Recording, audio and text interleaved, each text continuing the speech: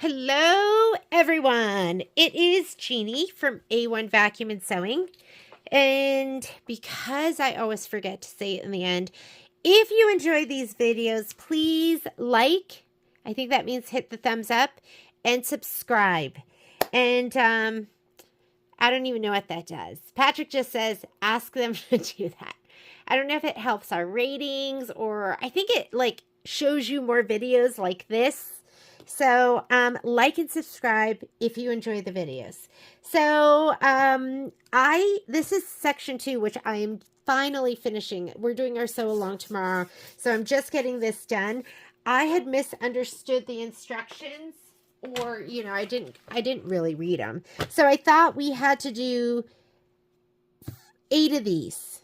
And we do have to do 8 of them, but I thought each one of them was 6 by 6. In fact, they're much smaller than that, and you're going to do 4 and then sew them together, and then we are going to quilt them. So, I brought this home because I didn't have any stabilizer at home. This is no-show mesh, and normally I don't use no-show mesh. I use muslin, but in this case, I am going to use no-show mesh, and I'm going to just go ahead and hoop it. I'm going to go ahead and hoop it this way, 15-inch for my 9.5-inch hoops. And then I will press them, cut them, trim them, and then we'll go ahead and after we're done with that, then we'll piece them. So I am leaving this on the roll just like that because it conserves. And I'm going to have to do 2 hoopings. I'm going to do 1 hooping and we're going to do 4 of these and then I'll do another hooping and I'll do 4 of those. And so I am in my 9.5 by 9.5 inch hoop. If you don't have a 9.5 by 9.5 inch hoop, then just go ahead and run these down. It calls for a 5 by 7 hooping, and they're just a little too big to do in your just a little too big to do in your 4 by 4. So you either have to do them 5 by 7 and just do them in a row, like 8 down, or you could do 2 at a time in a 6 by 10. I'm going to go slide this on the machine.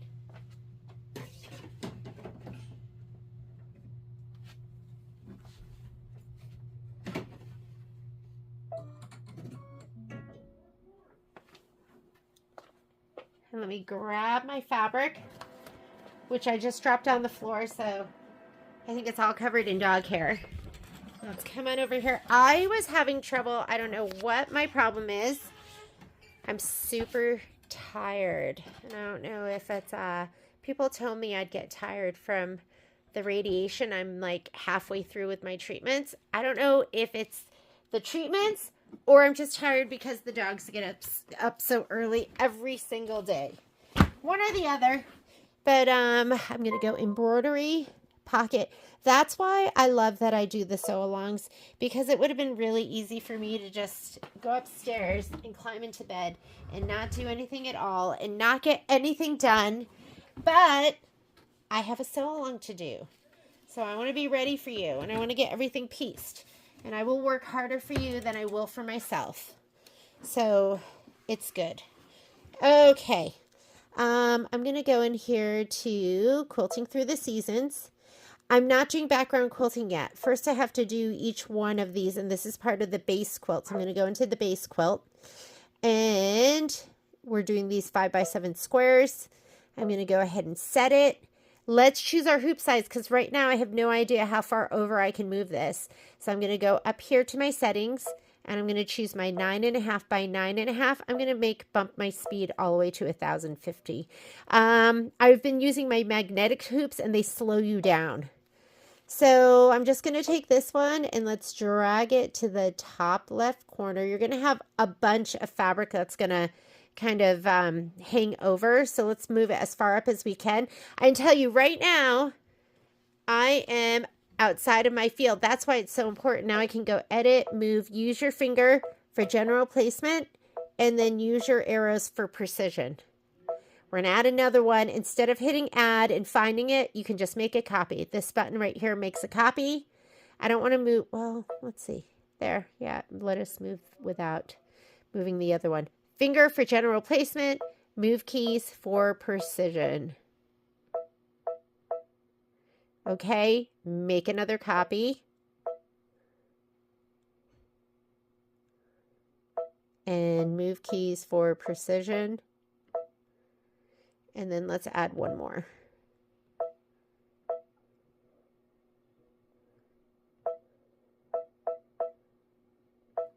Okay, I think that looks good. We could snug them close. Why does that one look so big? Oh, sometimes when they're one on top of the other and you go to move it, you might move the one underneath, and that's what I just did.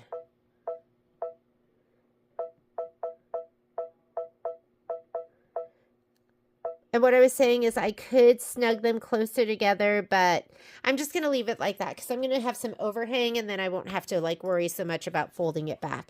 Let's go ahead and say, okay, we're going to go embroidery and let's color group. I don't know if you can see this, but right now it's doing all the steps and then starting over and doing it again and doing it again and doing it again. We are going to color group. So you can color group as long as your designs don't overlap. And what counts is not like the design, but the red box. Oh, you can't see it here because they've combined the whole thing. The other time you can't combine is if it ruins the integrity of the design. I'm going to go layout. That is your color grouping design. It's in your layout page. So go ahead and touch that. And now look, it's going to do all of that. And we're just going to do it 4 times over and over again. So I'm going to go here where I can go forward and backward stitches, although I'm probably just going to be following along. First thing it wants to do is it wants to do the template. We're not putting the batting down yet. So let's go ahead. I put in some cashmere thread here. I'm just going to leave that. Ooh, it was dirty and dusty in there, wasn't it? And let's go ahead and stitch it out. And it's going to stitch this out 4 times. Kind of hard to see. Are you going to be okay with that? I think you're going to be fine. Let's get our spray tent. We're going to be spraying and laying down some fabric. The first thing we're going to lay down is we are going to be laying down the centers. And the centers are going to be these. So get 4. We're doing 4 at a time. So get 4 of those for right now. My upper thread came unthreaded. Thread her up. Thread her up. And then guess what? After I do these, I'm going to do the next 4 for section 3 because I'm going to be in the mood. In the mood. So let's just go ahead and do them all.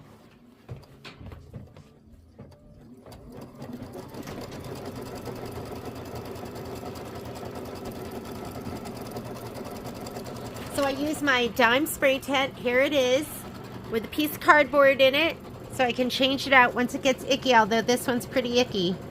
But I don't care. I like it when it's sticky like that. I'm going to put these face down and then I'm going to give them a little shot of spray.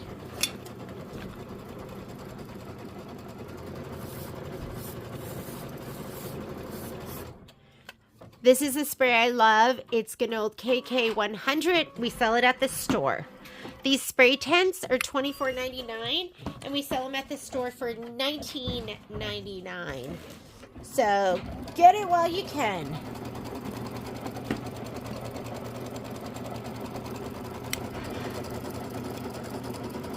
And that first piece is going to go right down on top of that square. We're just going to be following the instructions here. So first it says stitch the pieced template directly onto the stabilizer. We're doing that. Place 1 center fabric right side up shown over section 1 and rotated as shown. So we're going to lay it down diagonally. Hello. Okay. Hang on.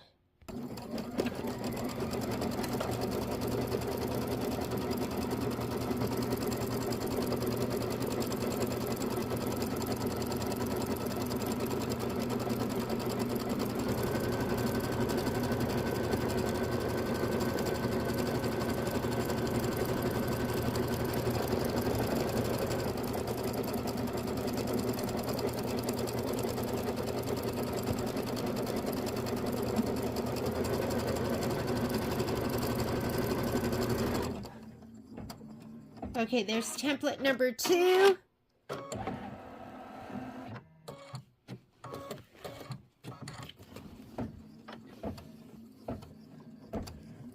Template number 3.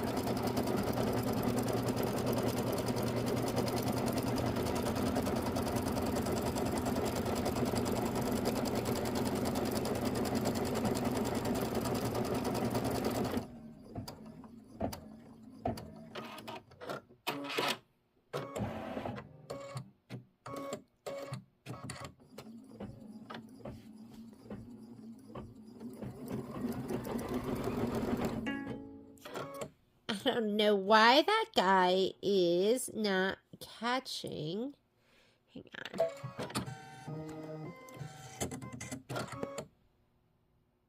on.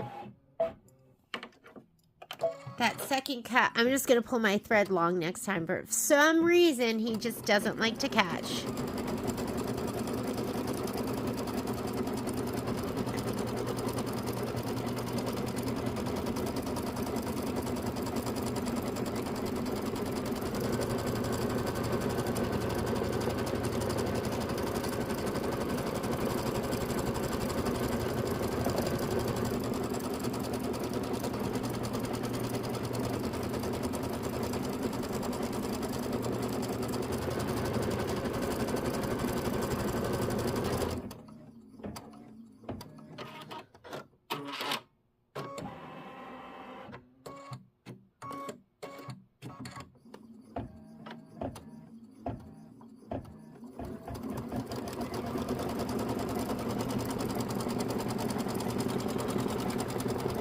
I'm just going to stop it and grab that thread. Everything else is fine. For some reason, my thread just doesn't want to bed down for that next stitch.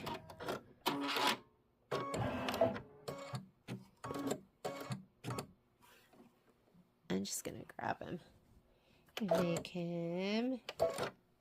Let's see if that solves it.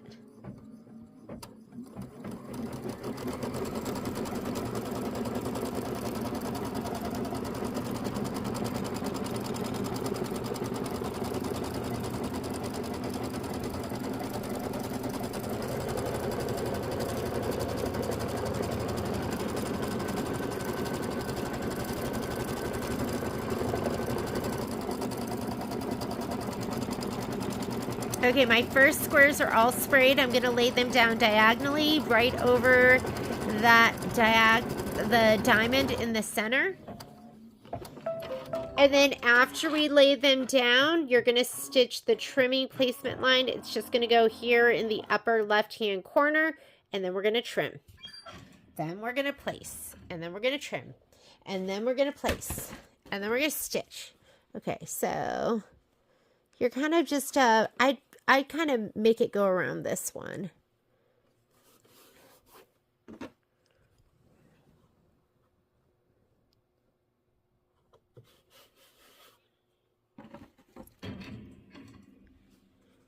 These you can't really push down too hard just because there's nothing under here. And if you want to tape, you're welcome to tape. I'm going to go ahead and stitch, and then I'm going to grab my snips and we're going to trim right up into the left of that. So it's going to do all of them, and then we'll trim all at once. This is fun because we don't have to keep doing it over and over again.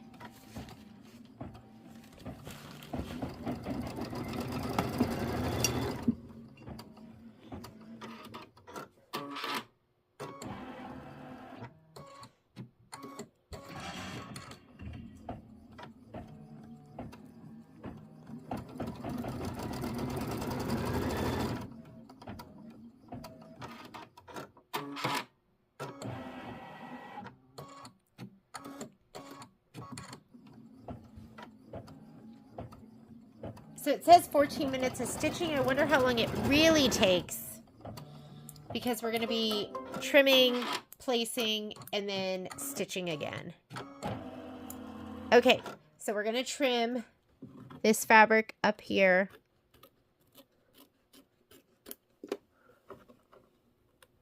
So much quicker to do it this way.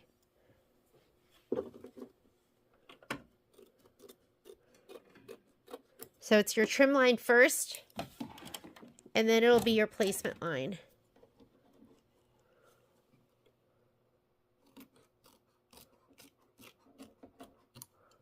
I need my little trash can. I gotta go find it. Okay, next thing we're gonna put down, you wanna grab 4 of the greens. So, and I'm gonna go ahead and spray. I'm gonna put it in my spray tent. You never spray the right side. You're spraying the wrong side. So I'm gonna put these right side down in my spray tent, give them a little shot of spray.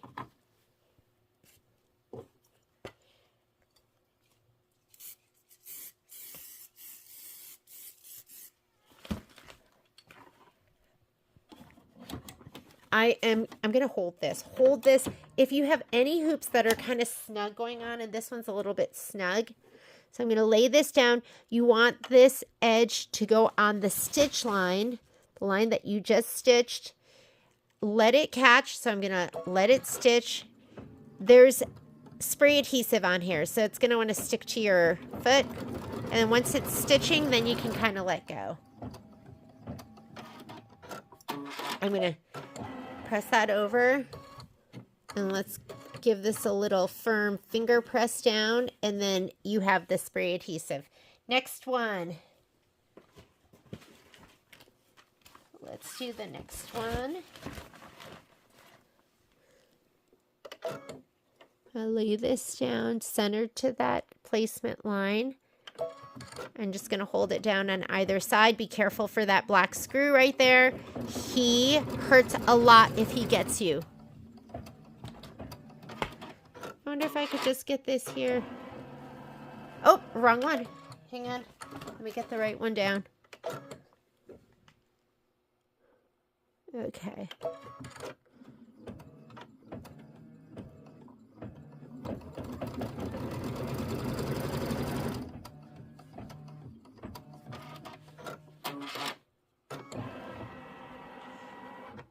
I'm going to hold them down with my fingers. I just don't want the fabric to stick to the underside of the foot because I did put a little bit of spray on it. Okay, now we're going to take these all, give them a firm fingernail press, and just kind of push it down.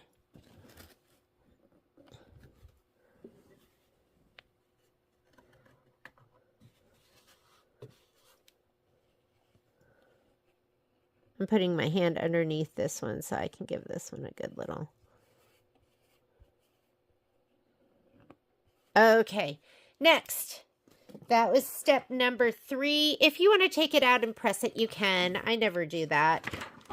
Now what you're going to do is now it's going to stitch here in the upper right hand side. So let it go ahead. This is your trim line. And you can pull this back a little bit just to make sure it's nice and taut.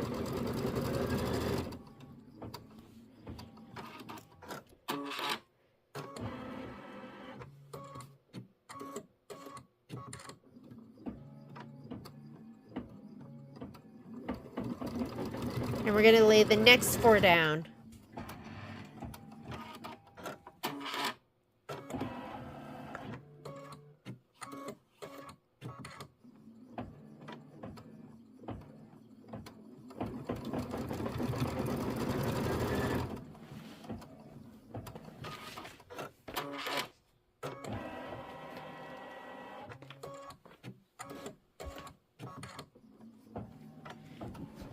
Okay, I'm going to grab my next 4 and give these each a shot of spray to the back side.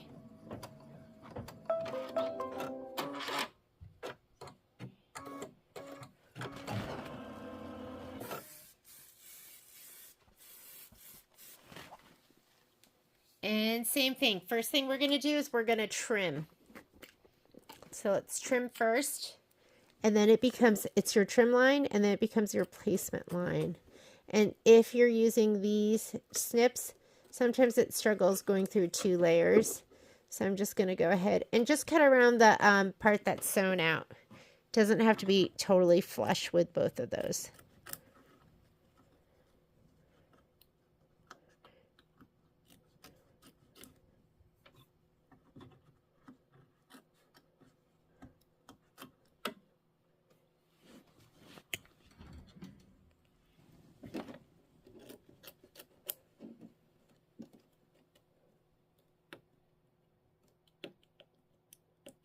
then if you want, you can get your double curved. Those are going to be heftier. Let me just grab those. Here we go. Oh, look at that butter. And this one, I'm going to have to pull it back just a little bit. These were my first pair of double curved scissors. It was like a whole new world when I discovered these. I was like, what? One curve to go over the edge of the hoop and another to get away from the fabric? That's unbelievable. I just couldn't even believe there was something so magical that existed. Okay, I might as well just lay these all down. Center it to the stitch. But we're going to hold them down as we stitch them. And then the next stitch out, whoops, what am I doing here? I grabbed this one that's not even sprayed. Autopilot. Do you ever like just let your mind go on autopilot, but the autopilot doesn't do what it's supposed to be doing? You're supposed to actually be thinking and telling your body what to do and just not letting your mind tell it without you thinking. Okay, here we go. All right. I'm going to hold this down like this. Otherwise, that sprayed fabric will stick to the foot.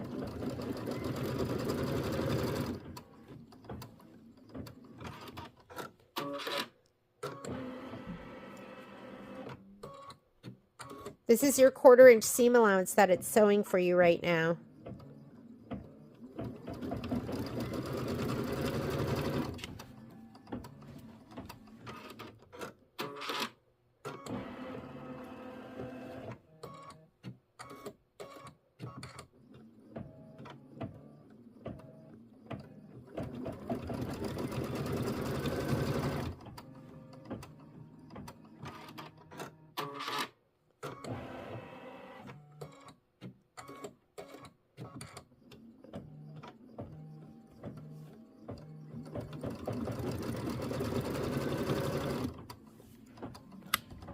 Awesome. Okay, go ahead and just give this a nice, I call this an aggressive fingernail press. Press that down. It's much easier when all the fabric is like on the bed of the machine.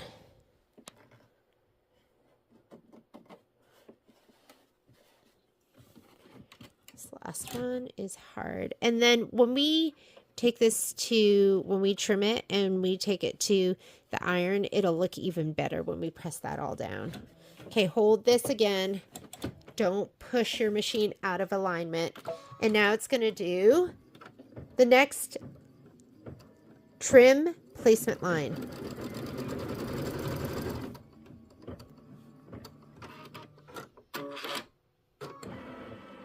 We have, how many steps? And I'm not going to, we have 4, we have to do this 4 times, right? And then we're going to do the black. And then we do, I think we do the tan floral. But this feels like more like 1 step, right? Because all of it's being done at once.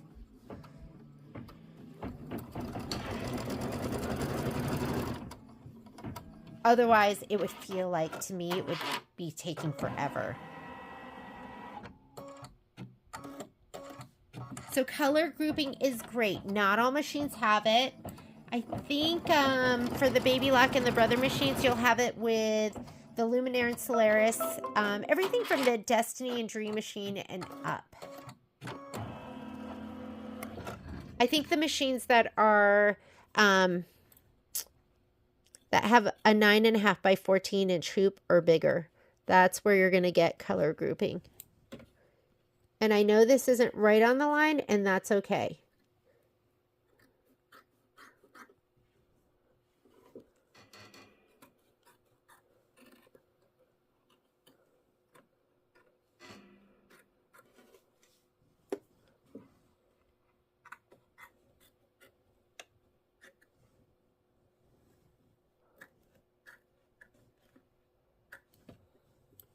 Here we go.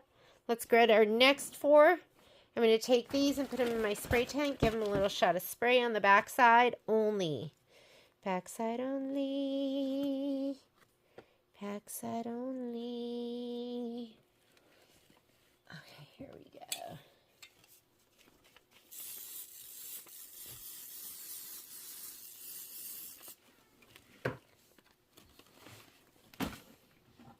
Okay, we're going to lay this down on our placement line and center it to the placement line. It doesn't have to be perfect. Just it has to be good enough that you have enough room to sew a 1/4 inch seam allowance. And also you want it centered to that stitch. So you don't want it to be too far left or too far right. Sorry. This filming arm, just so you know, is in between me and the machine. It's like I'm hugging it the whole time. Okay, here we go. I'm going to hold it there.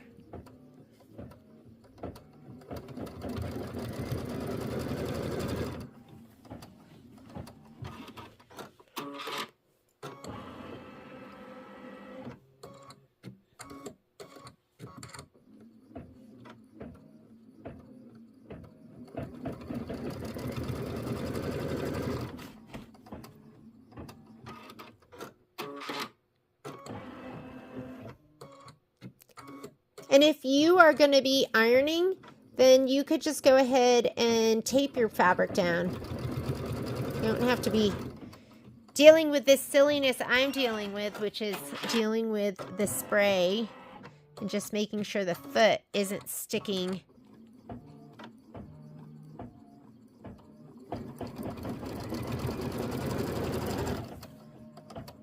And then one more set of green to do. Okay, we're going to take this, give it an aggressive finger fold, and then the spray adhesive will hold it down.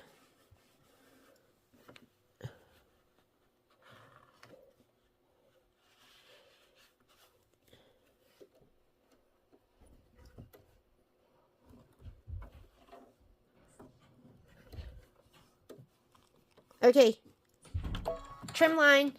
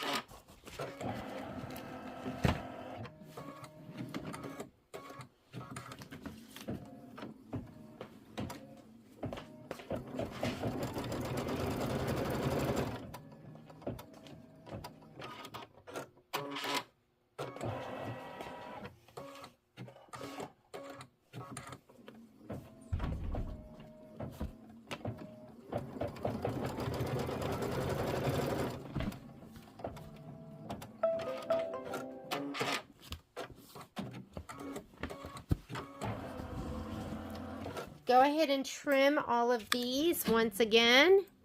Now we're trimming the bottom left side. And with this, just extend it out as far as you can.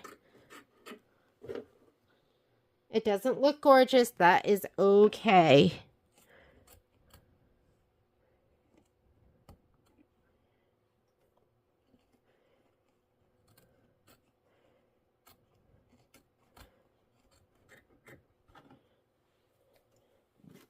I found my little trim bin.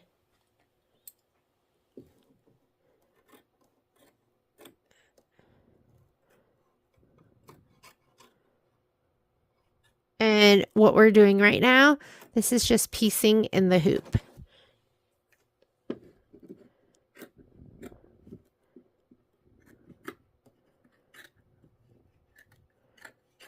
Okay, make sure you're still lining your fabric up. I'm going to grab my last 4, put it in my spray tent, face down, right side down. Give it a little shot of spray. Where did I put my Spray. Where you at? I don't know when I walked it over here, but I did. I walked it so far away. And what I'm realizing is I don't think I cut enough of these green pieces. This is all of them. Unless I, unless I put them somewhere very safe. Okay. So we're going to put this down here.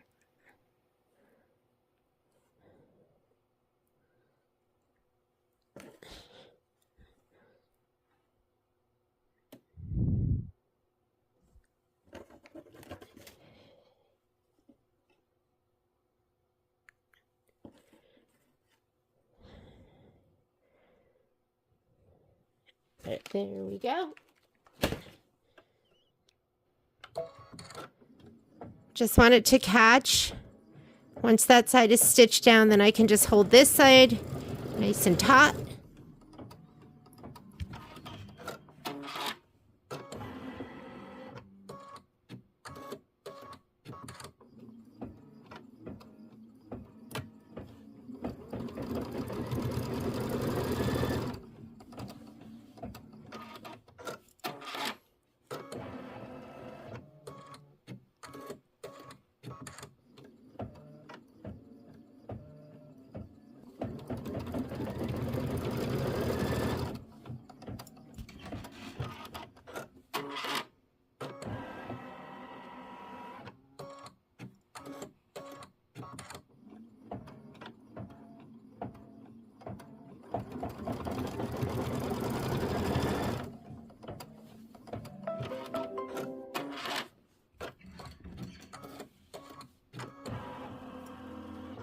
Alrighty.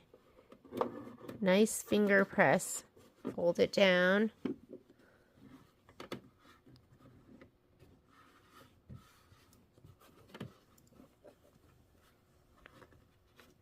And we will continue on. So that was step number. I'm not even showing you the book right now because literally it's so easy. Trim line, then you trim, then placement line, then you stitch.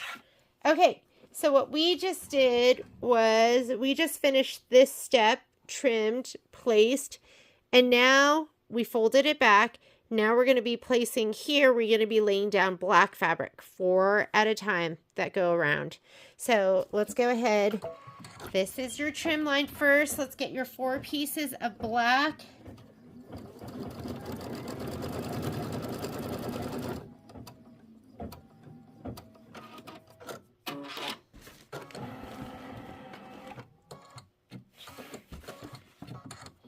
And they don't have a right or a wrong side, so I'm just going to go ahead and give it a little shot of spray.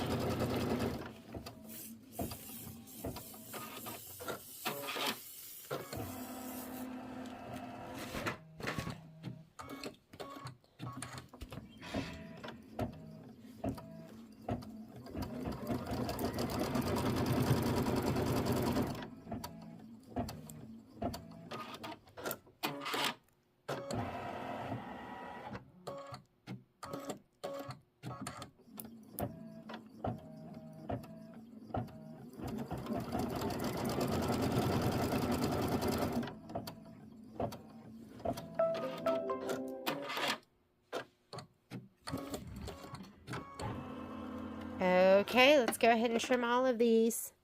You're just going to trim to the left.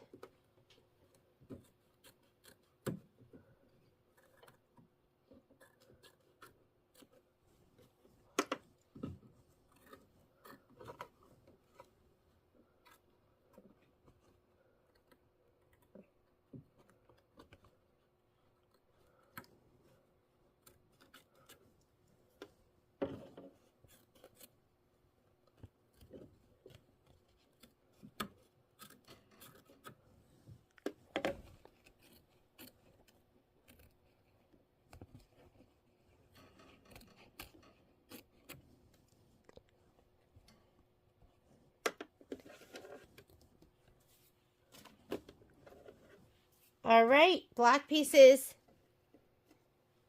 center it to that stitch. Make sure it's not too high or too low, and that the edge of your fabric is lined up with that placement line.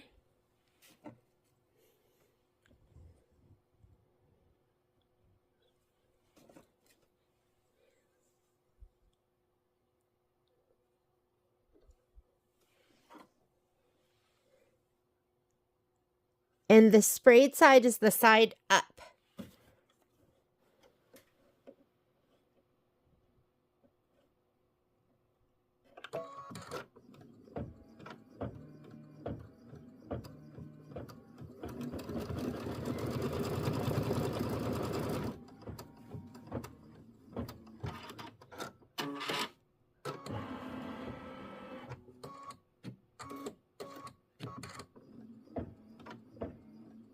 Ooh. He is not in there, is he?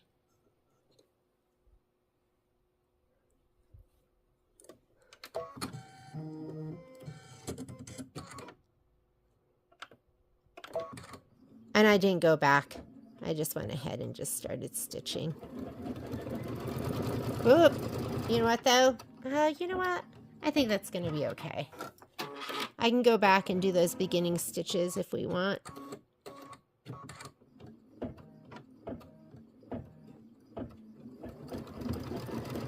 Once that stitch is locked at the top, you can just kind of stretch it down and pull it taut. It was so cold here in Reno today. I mean, we were up to, I think, like 80 degrees maybe about a week ago. And yesterday we had a little bit of snow and rain.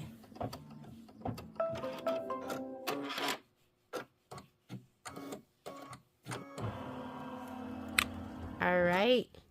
Go ahead and take it, fold it back, give it a nice finger press. If you have dog hair on it, remove the dog hair. Just kidding. Okay, this one.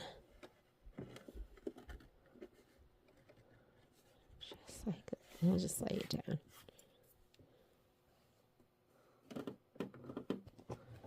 Okay, here. I'm putting my hand under so there's something to kind of press down on. And this will give you perfect points. Okay, now it's going to sew across the tops. Whoops. If you want, you can kind of pull this back a little bit. Watch out for that black screw. I was traumatized by him. He got me so good once. It was so painful. So now I feel like I need to warn you. And you can't, he moves so fast you can't even really see him. You don't even realize he's getting you.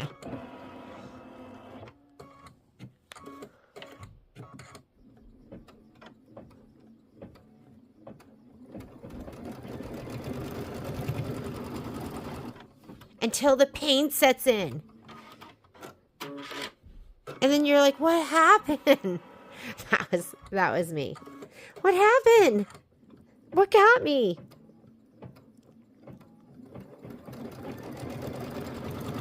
Of course you could just tape it back, but that would be too easy and not risky enough for me. All right, we're going to cut all of these now.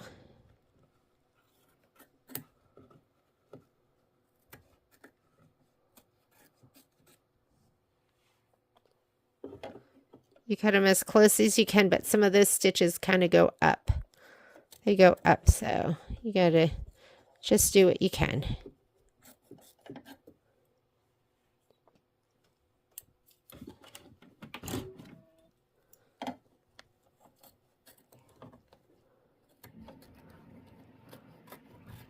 Oh, for a minute I thought I was like cutting really low, but I didn't. Just pretend this is one straight line extending out.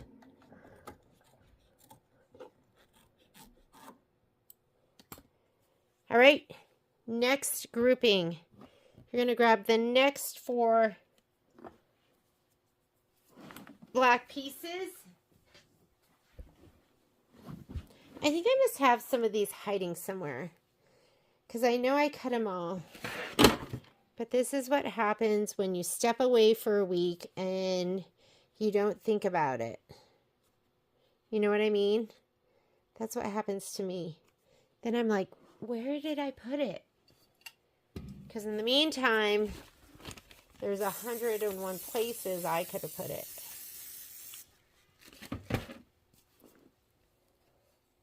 Okay. I'm going to lay this down. Now it's going underneath that line. It'll stitch my 1/4 inch seam allowance, and then we will fold it to the top.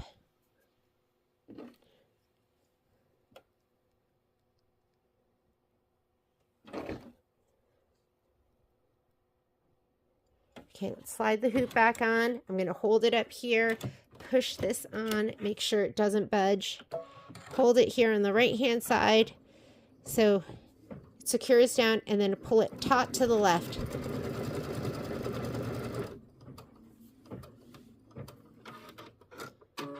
And then we're halfway through, right?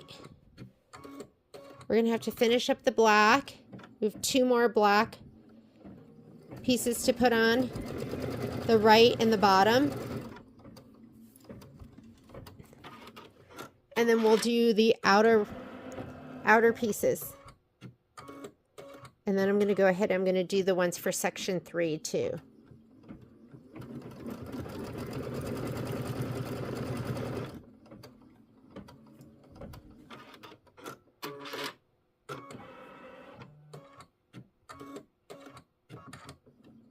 Depending on the angle, some of these are just easier to work with.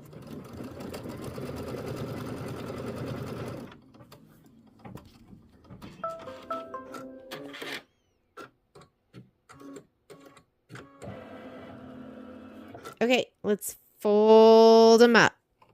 Nice finger press. Press it down on the spray. The spray holds it up and out of the way, nice and taut. I'm going to put my hand under this one because there's nothing under it.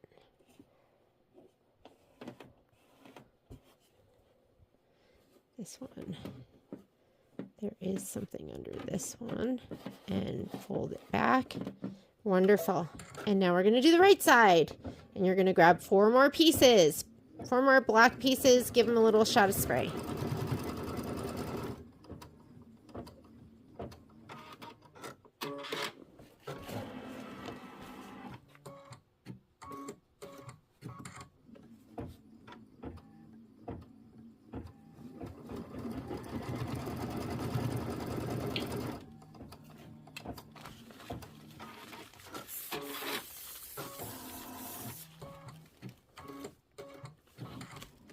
And then these are ready to go.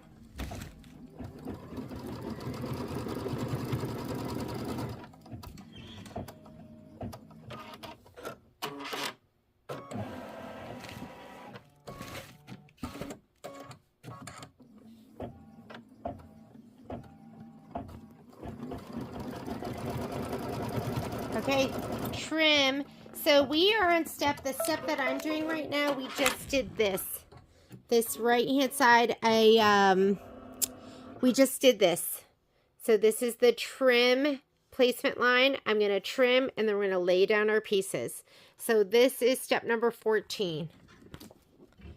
14. But you're just doing the trim line first.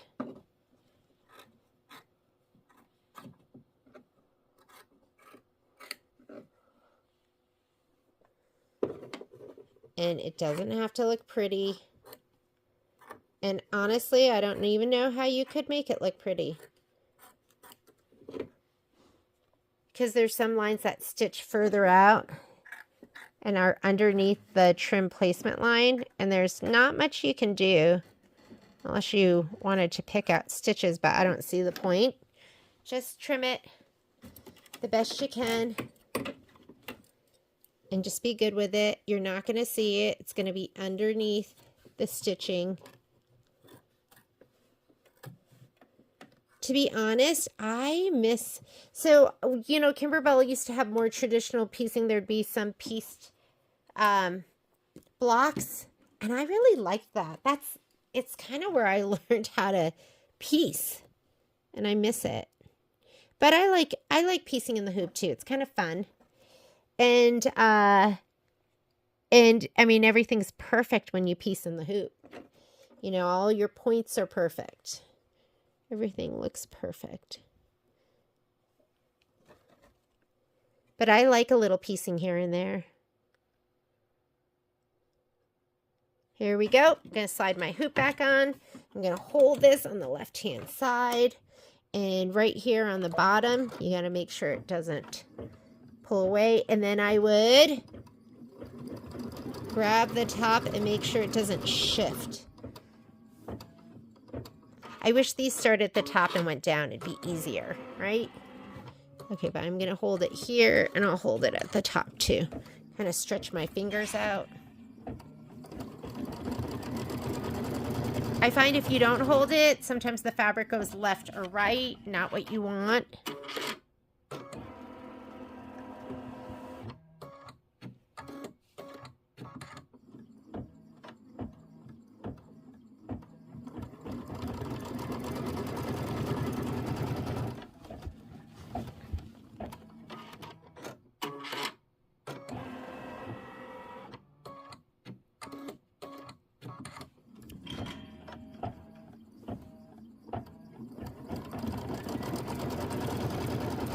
Okay, we're going to fold it back, and then it's going to do one last trim placement line on the bottom. Here we go. Give it a little finger press.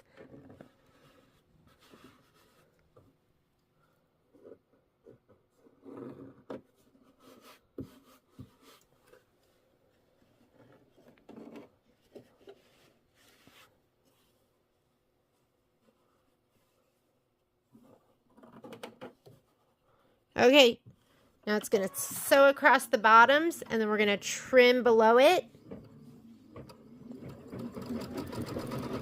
And let me get those last 4 pieces of black fabric sprayed, and then we're going to move on to the tan pretty petals, the accrue pretty petals.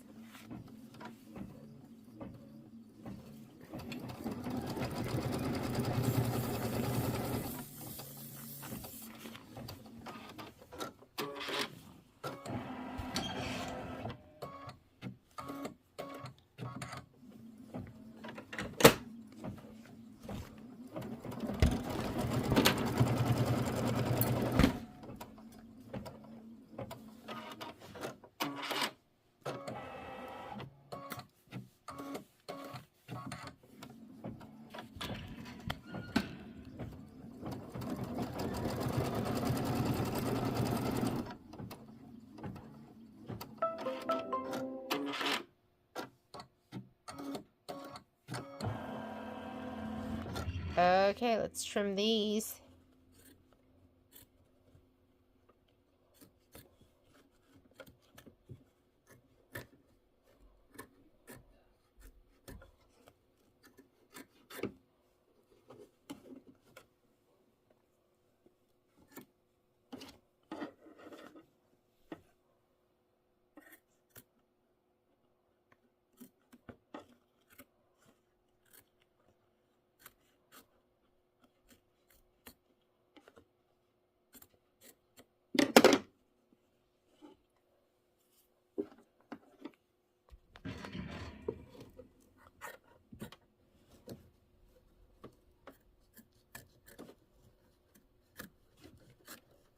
When you're going through lots of layers, then it's nice to have a pair of scissors that's a little bit heftier. These are my 6-inch from Maury's. I think we're sold out of them right now. I have them on the website. I have them ordered, but I think they're on back order because they're so awesome. Everybody wants them. All right, let's lay down the last set. Center it to your placement line. Sticky side up.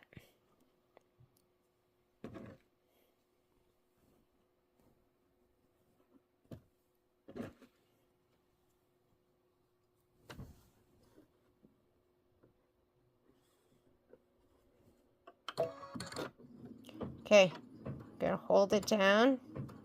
I'm gonna watch out for that little black screw. Get my finger out of the way.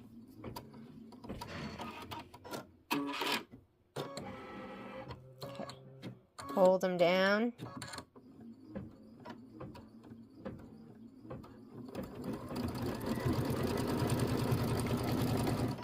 Whoop. Wasn't a great view, was it?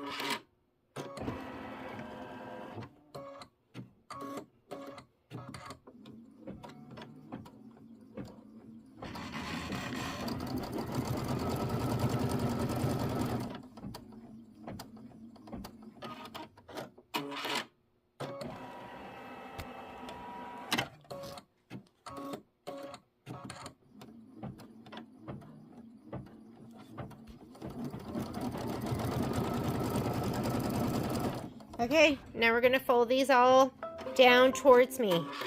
You're always folding them. They're getting stitched, and then they're getting folded outward, outward, outward.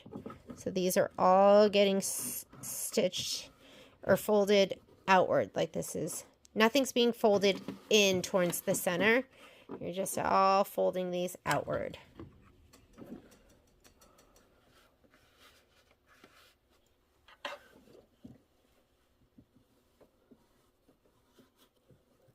All right, now we're getting ready to put on the outer pieces.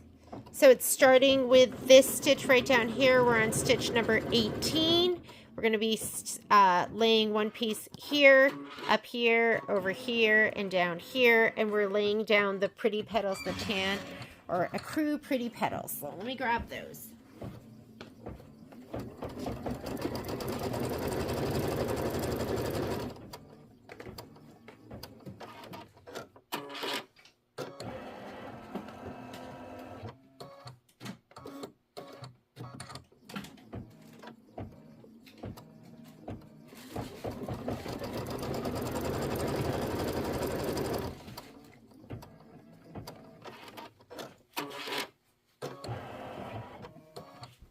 Okay, I'm going to give 4 of these a spray.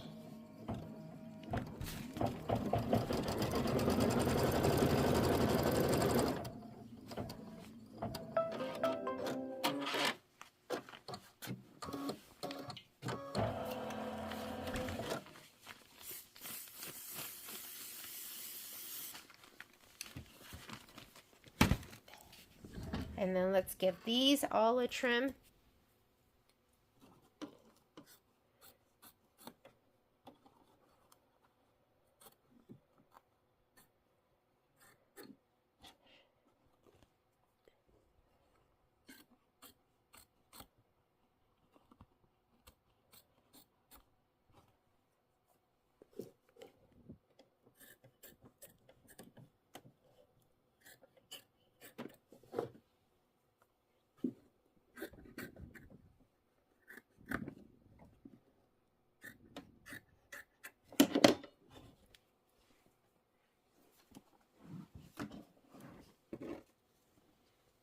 Okay, center it to that placement line. We're placing it all to the right of the placement line. It's going to do the tack down, and then we're going to fold it down and out. Down and out. Ooh, ooh.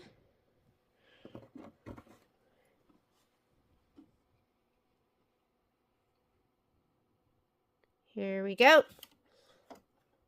Gonna hold it down right here and right here. And be careful for that needle. Make sure it doesn't go in your finger.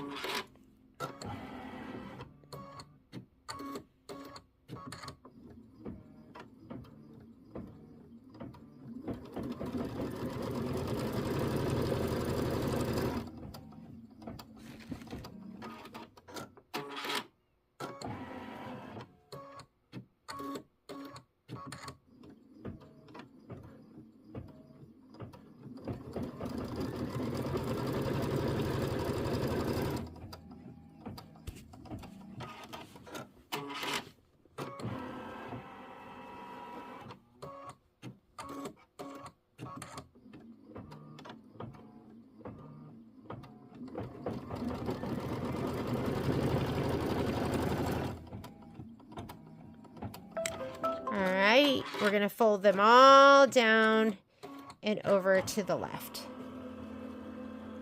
Here we go.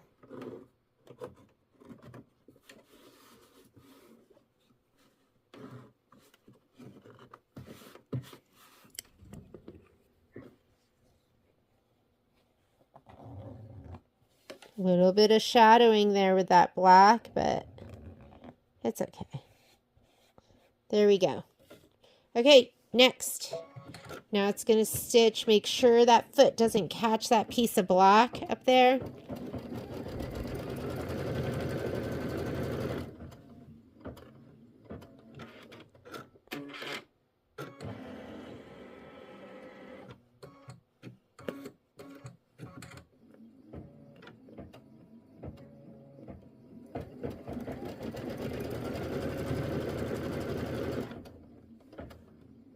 And then everything top and left of that, we are going to trim.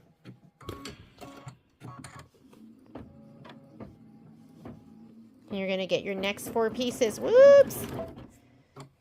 Where is he? He's hiding. Let me rethread. That we need. The trim line we need.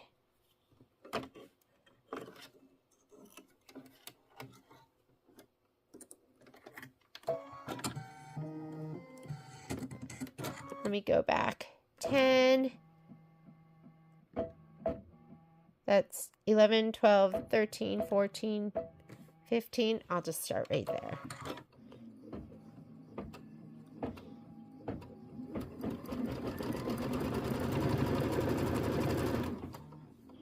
Okay, I'm going to get my next 4 pieces. 1, 2, 3, 4. I'm going to make sure this isn't going to go underneath that black fabric. So let me get these all a little spray.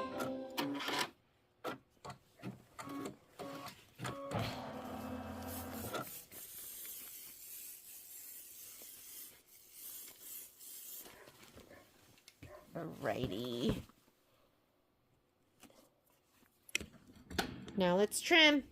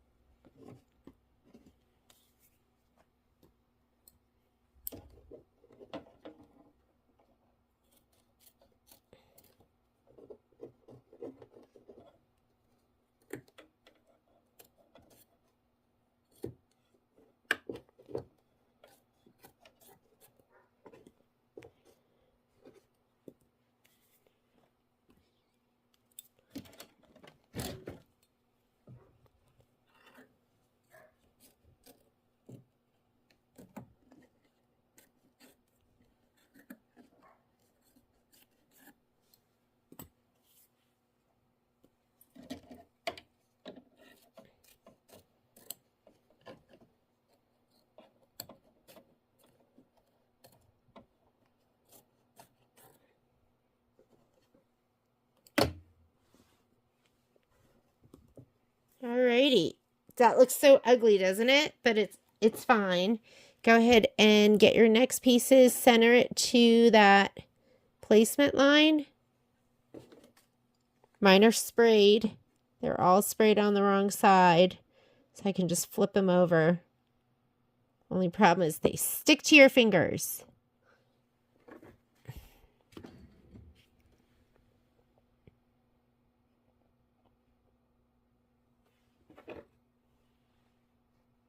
You just have to make sure they stay along that line.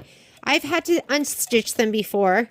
Like I've had them stick and move and not be where I wanted them to be. So if that happens to you, just stop it, rip it out.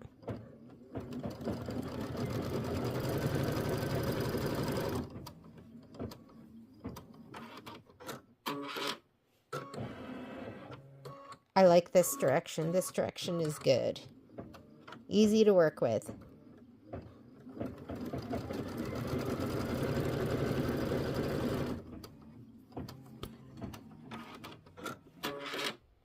Oh, look at this one.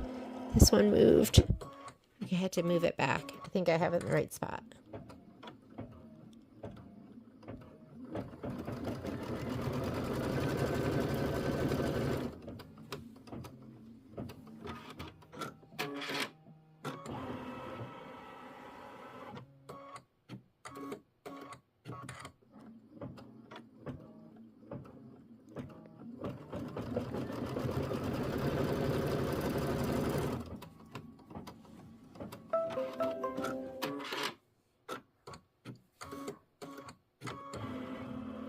And here we go. We're going to flip them over. Finger press. Isn't this so much better than doing them each individually? Like in one hooping and having to repeat this over again. We only have 2 more. Placement line. Make sure your fabric's not getting pushed over.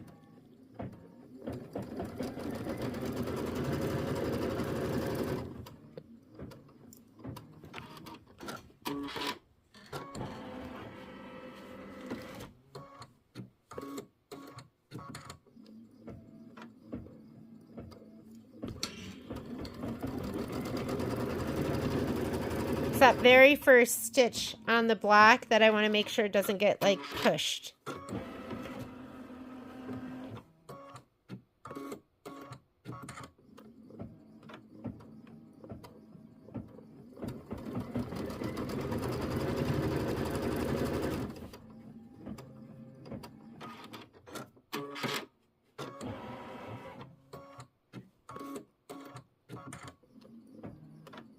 Okay, now we're going to trim. Trim them all. Here's my last 4. 1, 2, 3, 4. I don't know where all... I'm missing like a whole bunch of green pieces, black pieces. After I'm done with this, I'm going to get ready to hoop up for the other ones. I'm not going to film it because you get the process now. Fabric's going to be a little bit different. I think the center fabrics are the same. Let me look. We can talk about it after, actually. Let me trim all of these. Let's lay it down. We're so close to being done. You know what I'm going to do? Is I'm going to go ahead and... I'm not going to film... the ones from 3, from section 3. It's going to be the exact same process, but I will film how to quilt these once you're done. We're just going to have to trim them down, and then we're going to quilt them just like they were filler blocks. Yep. Look how ugly that was. Look at this. Oh yeah, maybe we'll get that out of there.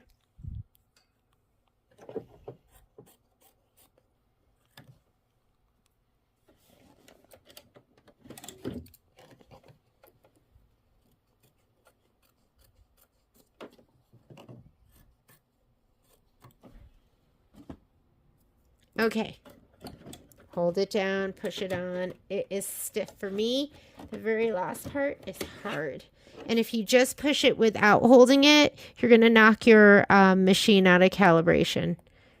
Or it's possible you're going to knock it out of calibration. If your machine all of a sudden is stitching not where it's supposed to be stitching, don't be worried. You didn't break it. Just turn your machine off and back on again, and it will recalibrate, and you will be back where you need to be.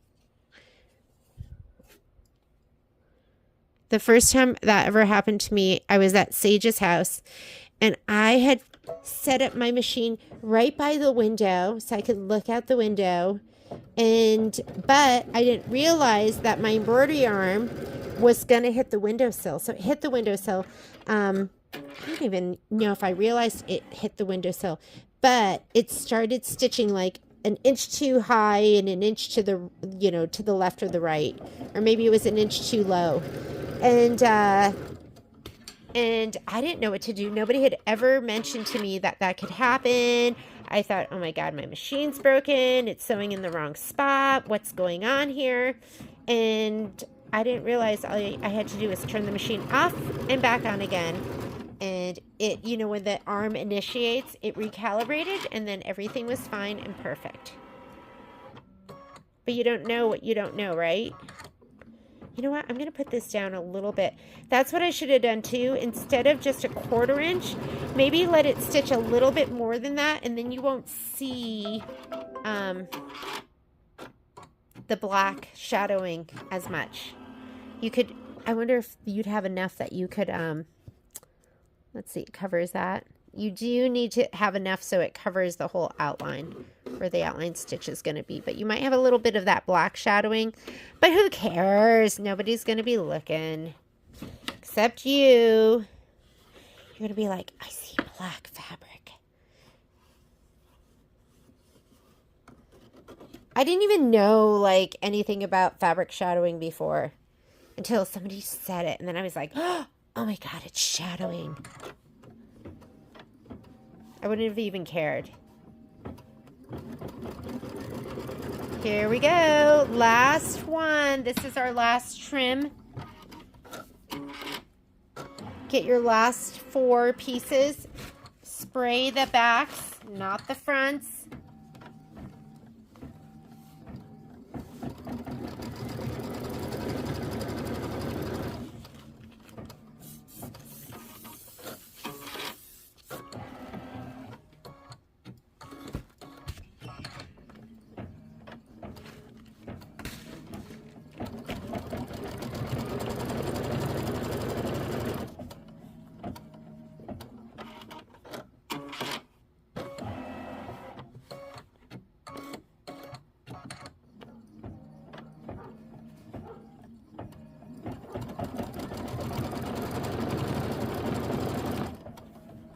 Okay, let's trim them up.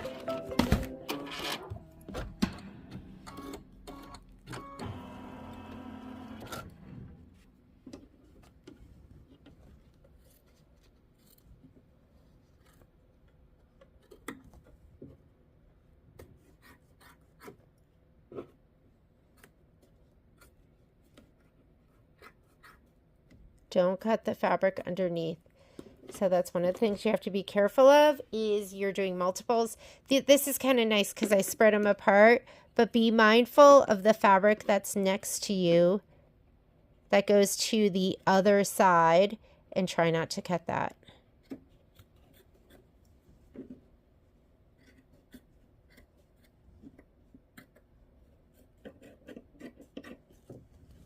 Get all these little pieces and the black threads if you can so they don't shadow underneath.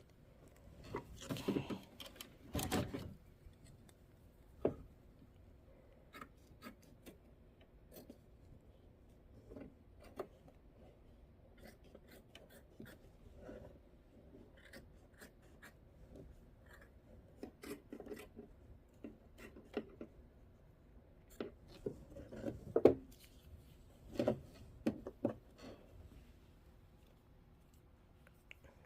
Oh my goodness, we did it.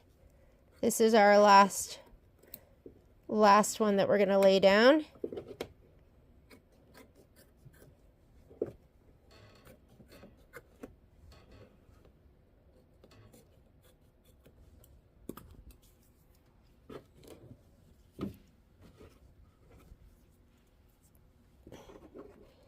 Okay, to the left of the line. We're going to stitch and then we're going to fold it towards us. Always folding to the outside, not to the inside. This is just flip and fold.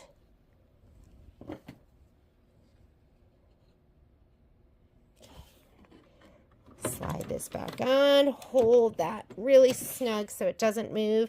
And this is also a good angle. So I'm going to hold right here and here. Don't let go. If you can, try to hold it. These like to kind of push a little bit, the bigger ones. I feel like the bigger they get, the more they like to push.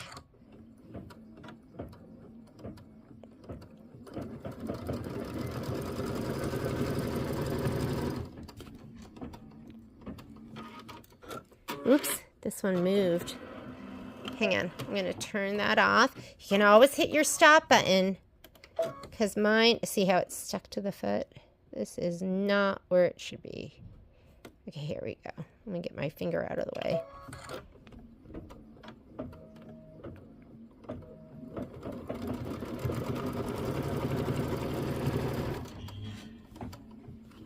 This one looks okay.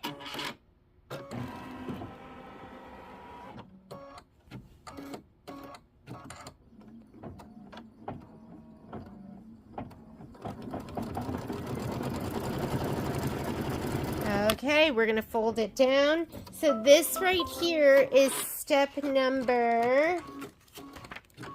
We just did this. We trimmed, we did our 1/4 inch seam allowance. We're going to pull it back down, and then we're going to stitch the outer tack down that's going to go around the whole thing. I have a crew in here, or cashmere, and I like to have a color that's like, that pops a little more, so I'm going to change that out for the final stitch out. It's the final stitch out. Final countdown. But like every time I say that, that is the song that is in my head that suddenly comes out my mouth. And I'm so sorry you have to hear that.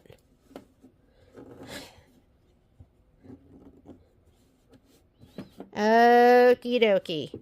Smoky. Let me take out this thread. It's the final stitch out. Not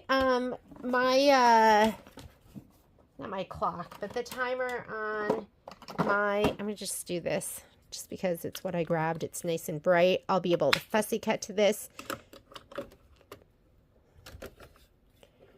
The timer says an hour and 12 minutes, but I think I wasted a little bit of time. Did I?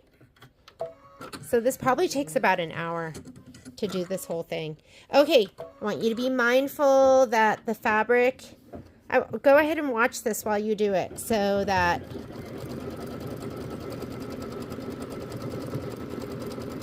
all the fabric is where it's supposed to be. It's nice and taut and pulled back and looks gorgeous. That looks gorgeous. So we're going to sew this together to this. We're going to trim it. And then we're going to quilt it. That's what I was missing when I first started to do it. Last Monday, I was like, I'm going to do everything right now. Well, when I got to this one and I went to do the quilting, I was like, wait a minute. This isn't right. I put my batting down first, and then it did this little template in the center of my batting, and I was like, wait a minute here. I'm glad I figured it out, and I'm glad I turned off the that's when I turned off the video. I was like, oh, well, good thing they didn't see that. My silly moment. But I'm just telling you about it anyways. Just so you know, we all have silly moments. Some of us sillier than others. It's okay. I'm just kind of pushing all that down too, making sure everything's smooth.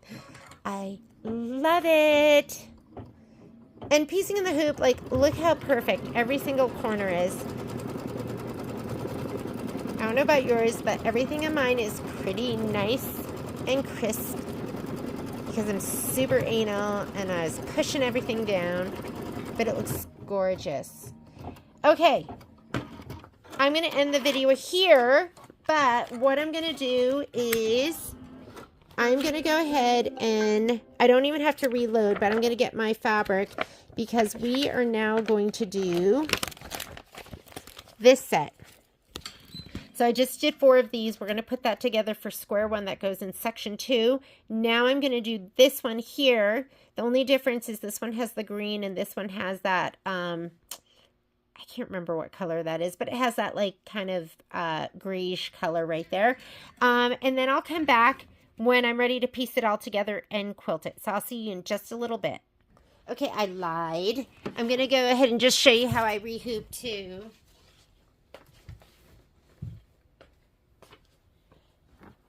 I was kneeling on my legs and now they're both asleep and I can barely walk. Okay, so I'm going to stay in my 9.5 by 9.5. Here's my fabric. I found it. I did cut it. I wasn't going crazy. I was like, did I cut that?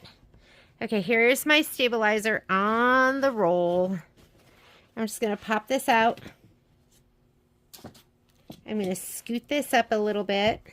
I'm going to get rid of all these icky black threads. And we are going to be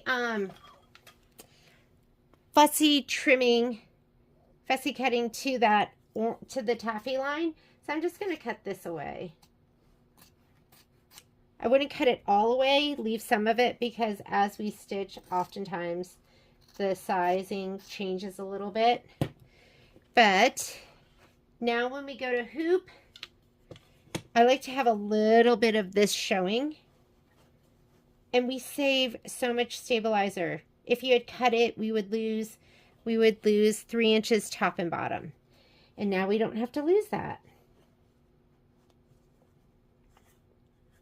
Oh, and you might have to open this up a little bit. Righty, tighty, lefty, loosey. Maybe a little bit more. Righty, tighty, lefty, loosey. There we go. And we're in like Flynn. Pull inward. Pull inward this way. And it looks gorgeous and nice and tight. Walk your hands around. I'm going to hand tighten this up a little bit. Sorry if my shoulder's been in there. And let me get my hoop tightener and just tighten it a little bit more. Just to where it's comfortable, but never where you're cranking it down. Wow, this is loose. Okay, and I think we're good. And now I'm ready to do 4 more of these blocks, but with this fabric, and I will see you when I'm done. Okay, it's me again. I keep telling you that I'm going to go ahead and just stitch these all out, but I was thinking about it, and really for the templates, I was like, okay, I'm going to stitch out this square. All I need is that center to lay down my first piece, because everything's going to give you a trim placement line for all the other pieces. If you feel like you need the template to keep you on track, by all means do it. But I just fast forwarded and I just went ahead and I stitched out the squares. How you're going to do that, if you want to do what I just did, is you're going to have your templates on here. So there's my template. And I just fast forwarded and I did, oh, like that's the last one, right? So it's right here. You can see my green cursor right there. And I hit 100, 100, 100, 100. So what was that? Like 500s? And now I'm on that inside square, but I'm too far. So I'm going to go -10, -10, -10. And look, that's right where it's going to stitch that last square. So let me go back. That goes forward. This goes back. So if you just want to do the square, you're going to hit 100, 200, 300, 400, 500. 500's too much. So you're going to go -10, -20, -30. And now you're ready to stitch. And that's how I stitched out each of these. So I did 500 and then -30. If that's confusing, just stitch out the whole darn thing. And now I'm going to lay down my center pieces and do just what I did on the other thing. And this time I mean it. I'm not going to be back until I finish stitching out all 4 squares. Okay, so I'm done stitching them. There's all 8 of them. Let's pop it out of the hoop. We'll put this away, and we are done with our no-show.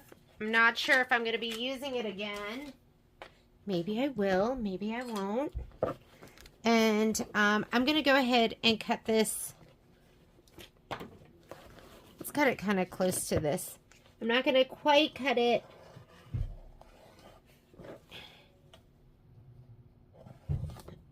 I'm not going to cut it right at that line because I'm going to fussy cut it. But we are done with this roll. And I just always leave it on the roll. I used to pre-cut everything.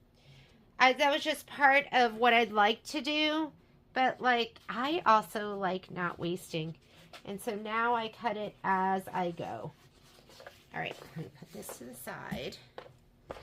I'm going to go ahead and first thing I'm going to do is I'm going to give these a good press. So let me turn on my iron. If you are pressing, and I'm going to press it on the back side, if you are pressing no-show mesh, this poly mesh, whatever you want to cut it, you need to be careful. Sometimes it melts, depending on the brand that you're using. So what I'm going to do is I am going to go ahead and use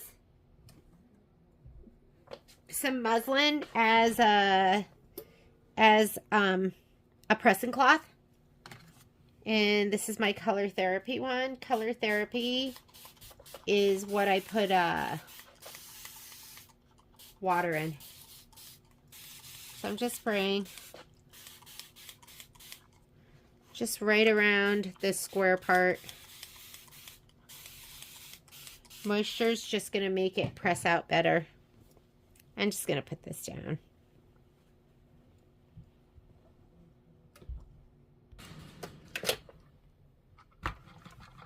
And it might have been fine just pressing on it, but this is what I've heard. I've heard that the Kimberbell mesh melts. For years and years, I used the Baby Lock product, the Baby Lock no-show mesh, and I never had an issue with it. And so I just don't want to take a chance. I don't want to take a chance. And the poly mesh, the OESD, I just always use a cloth with two because I'm scared. I'm scared it's going to melt, and I don't want to take that chance. And I always just thought they were all, you could just press them. But now I'm cautious. I'm going to press it from the front too.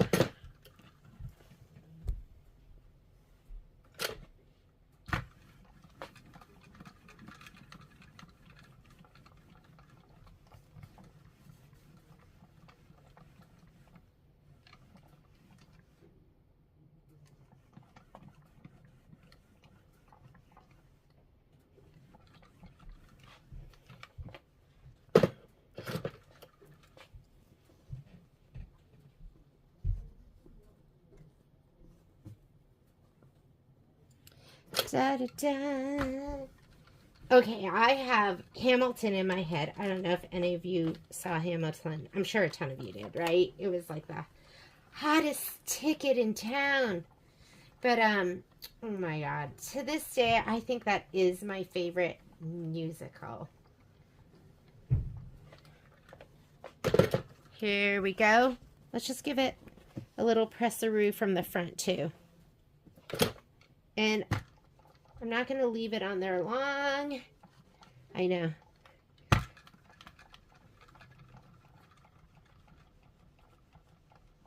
Oh, they look gorgeous. Whoop. So nice and flat.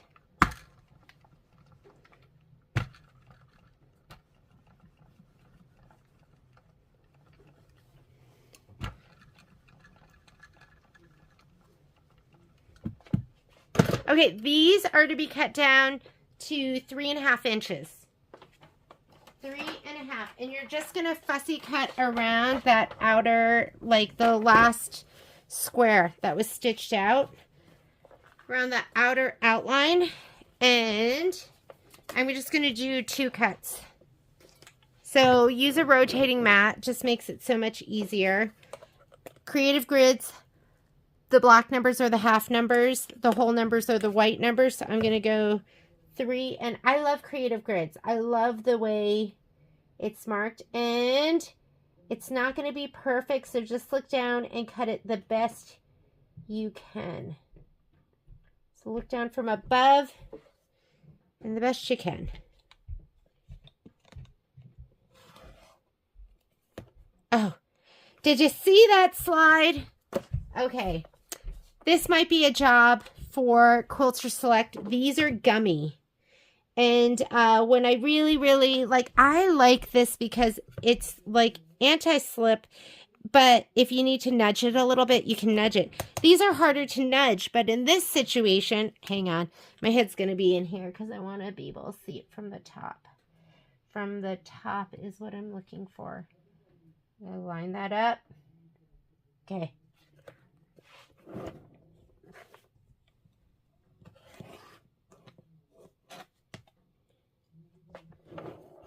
Let's do this too. We're just going to cut them apart. Let's just cut them apart.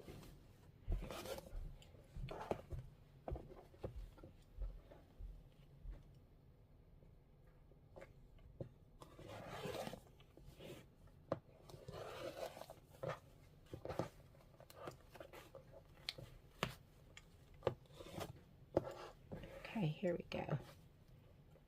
So this might be a time for gummy ruler.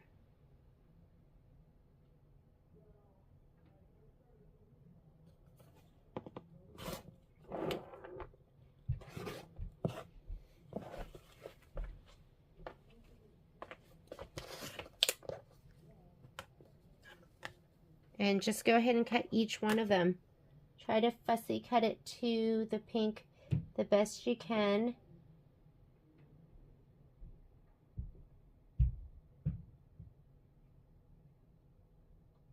And it's not going to be perfect.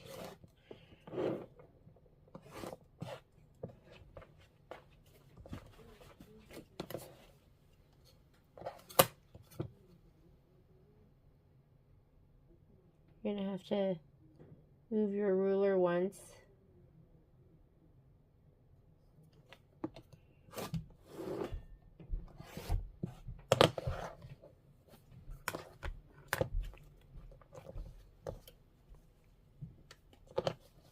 Let's trim them all out. Sorry if my noggin's in the way.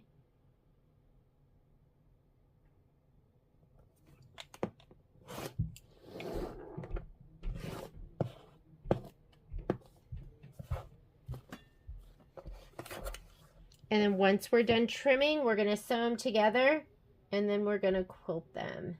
So we still have a couple more steps to go.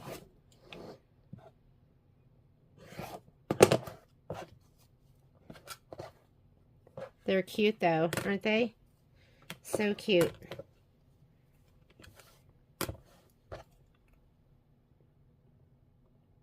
And don't just cut on that line, that outline stitch, because most likely you're experiencing a little bit of, I don't want to call it shrinkage, but it's not going to be, that line is probably going to be a little bit outside.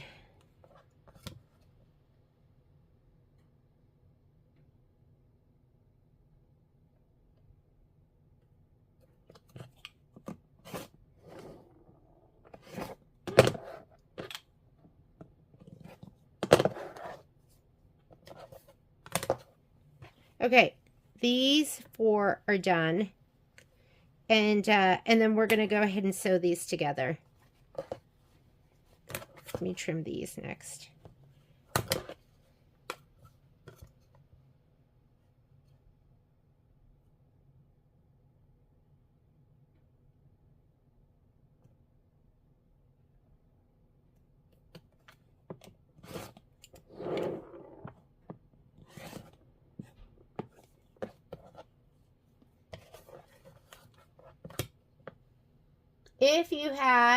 I thought I did have one. If you had a 3.5 inch by 3.5 inch ruler, you'd be able to just spin spin it around and just keep cutting. I don't have a 3.5 by 3.5 inch ruler, so I have to do 2 cuts with my 4.5 by 4.5.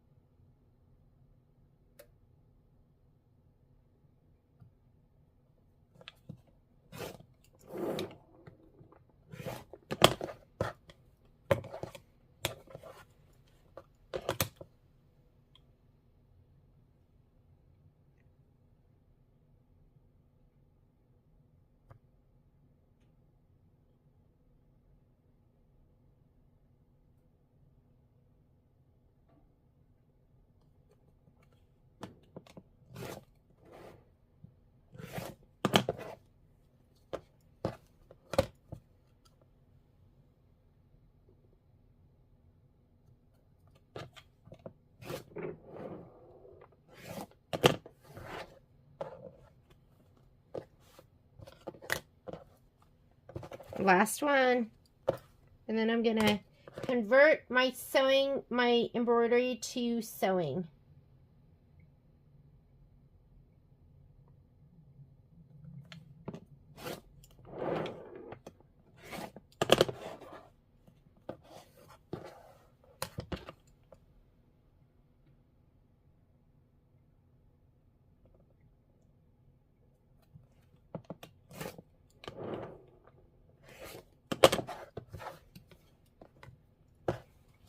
All right. Now I'm going to go ahead and I'm going to choose the sides where it's more on the line. I think that's what I'm going to do. So I'm going to go ahead and let's match these up. I'll sew them here and here, and then we'll sew them together. Let's match these up too. This side and this side. And then we'll do this side and this side. All right, I'll meet you at the sewing machine. All right, so I'm going to clear my screen. Let's go ahead. Let's go to sewing. It's going to move my carriage out of the way. I love that feature on this machine. I like to piece at 1.8 or 2.0, so I'm just going to take this down to 2.0. That's my stitch length. That way it doesn't unravel. And now I'm going to put my digital dual feed foot on. This is, I call this one this is the compact one, but I call it the little butt because the butt on it doesn't hang down as low, so your fabric doesn't get caught there. And I'm going to slide this on from the back. So easy to put this on. If you have this foot and you're not using it, please use it. It's so amazing. When you put it on, you kind of have to, this has to go a little bit at an angle just because this part's in the way. And don't forget to plug it in. I really like to piece with Deco Bob. So I'm going to take out my, what was this, coffee? Yes. And I'm going to put Deco Bob. Deco Bob is made by Wonderfill. And it is an 80 weight thread, which is half the width of your regular embroidery thread, but it has the strength of a 40 weight thread. And so what that means is not as much thread in your seams and everything lays flatter. So I like to set this up with my needle down, my auto pivot on right here, and that's going to lift the foot for me every time I stop, every time I take my foot off the foot control. And I am not going to pin. If you want to, you can clip. I'm just going to slide this under. And I like to manipulate the foot. There's a belt, that black belt. And it doesn't engage immediately. So I'll let it, I usually hold it here and do a couple locking stitches. And then I let it feed through and let that belt engage and take it through. And I sew right off. The foot automatically lifts up. I can grab my next two pieces. And I'm going to slip it underneath the foot right to the needle, the ended needle down. I'm going to hold it there and then I'll let it go.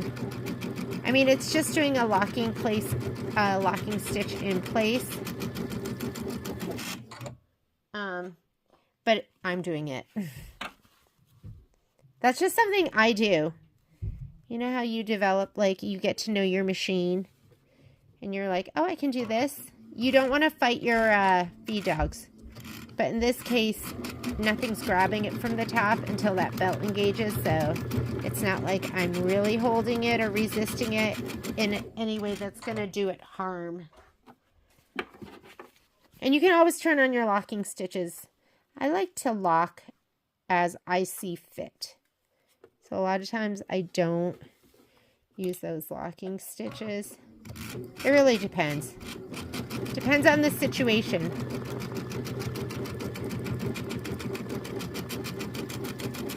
Okay, those all went through. I'm going to take it back over to my pressing area.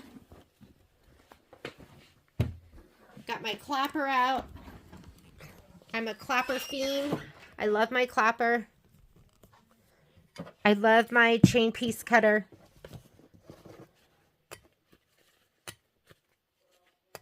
This is the cutting gizmo. Gypsy Quilter makes another one. It's a little bit different. I'm going to just go ahead and give this a little press. Ooh, my iron turned off, but it should still be hot. So I press, then I best press, then I press again. Doesn't seem like it's melting. And then I clopper. I'll pull this over to the side. We'll just let that sit there. Let's do the next ones. We're not stitching in the ditch, so I'm just pressing these open. Best press to really set it, and then clapper.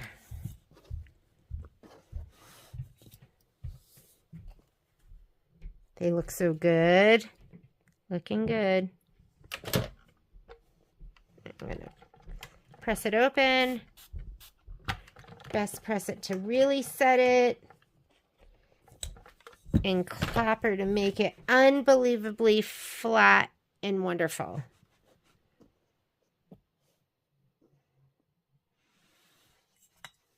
I feel like that's a little wet still.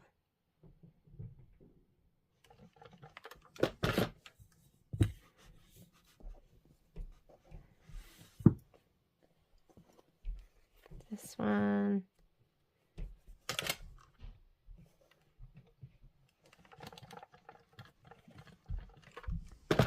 Okay, best press to really hold it.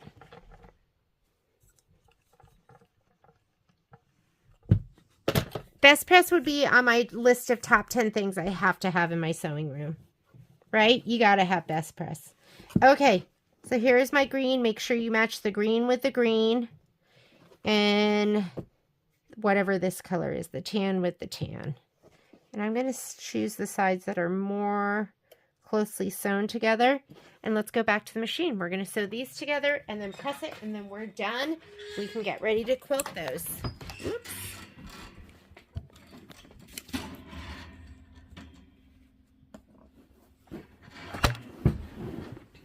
And we're going to quilt those. They're going to be, I think it's going to be 6.5 inches. So match up these seams. That's really important. If you want to clip on either side, you can. And I might just go, so I'm at, 2 threads over from that seam. I'm going to click over. So you have LR shift on your machine, left, right, shift.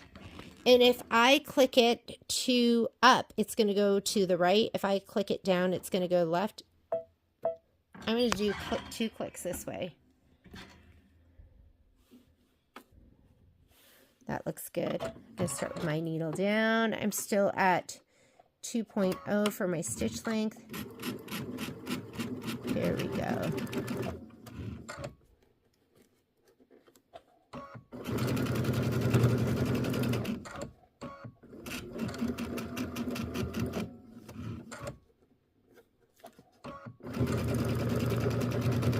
And hopefully this looks gorgeous.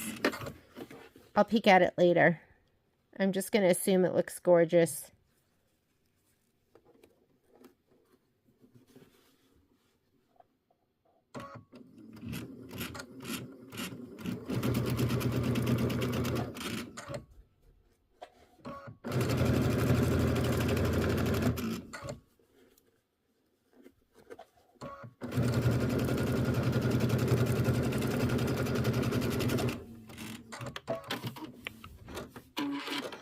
Let's make sure our seams match. Yeah, it looks pretty good. I can live with that. It's not perfect. This one looks even better. But I'm good with it. Because we have other projects to work on. So let's go press these out.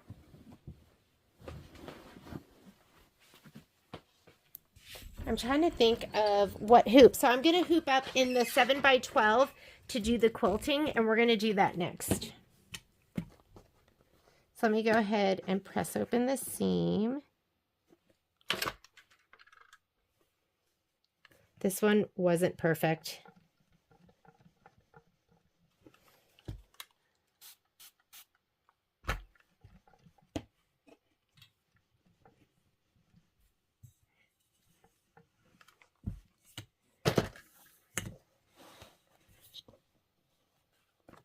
this one was almost perfect.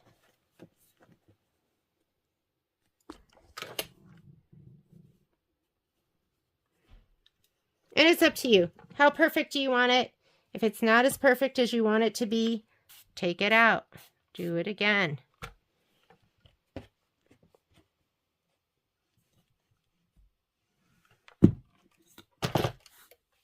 Okay. I am going to be grabbing this is my 7x12 hoop. And it's actually, this was already done because that's what I thought I needed to do when I did one of these, and it stitched one little itty bitty right in the center of it. And I was like, wait a minute. So now that this is done, now we can actually go and do the quilting one more time. So you're going to need this. You're going to need you're going to need these, and you're going to need a 6-inch square of batting. And what we're going to be doing is, if you look at this, hopefully this will make sense. Section 2, square 1, this block will be quilted after the 4 smaller squares are pieced together. That's what I just did here. Now the quilting of square 1. So we're going to do star 6 cashmere, and we're going to quilt at the end. So, and I'm in my 7x12. I'm going to go ahead and do this one right now.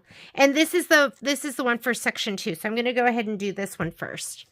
So let's go back to the machine. I'm going to put my embroidery foot on. All right. So I'm going to go touch my home button. Let's go back to embroidery. Oh, and it's telling me to remove my dual feed foot. So sometimes I fool it and I just unplug it and then it doesn't know.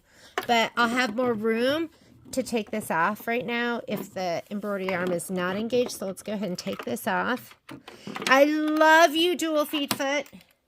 I seriously love that foot, and I use it for everything except the things where it doesn't have a sole that goes on there. So like if I'm doing a buttonhole or something like that, you can't use that foot, but everything else that I can use it for, always tighten this screw. Hand tighten it and then tighten it again. If you're not tightening it again, it's going to shake off. So now I can go ahead and touch embroidery, and it's telling me my carriage is going to move. There we go.